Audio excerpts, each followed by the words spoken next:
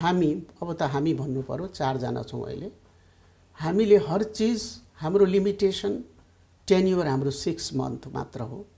यो 6 मन्थ भित्रमा हाम्रो उद्देश्य के छ भने म्याक्सिमम काम गर्ने र हामीले त्यो म्याक्सिमम मेहनत गरेर परिश्रम गरेर काम गर्ने क्रममा त्यस्तो अध्ययन अनुसन्धान गर्ने र त्यस किसिमको चाहिँ एउटा जुन किसिमको कमिटीहरू बनाएको छ त्यसको 1 महिनामा सिद्ध्याउने हाम्रो योजना छ र त्यसमा केही समय पुगेन भने 15 दिन हामी थप्ने योजना छौं र सक्दो एक्सपर्टहरू राखेर हरेक तपाईले भन्नु भएको समितिमा 3 जना चाहिँ विविध क्षेत्रका मानिसहरू हुन्छन् विज्ञहरू त्योसँग सम्बन्धित त्यसबाट हामी अध्ययन गराउँछौं।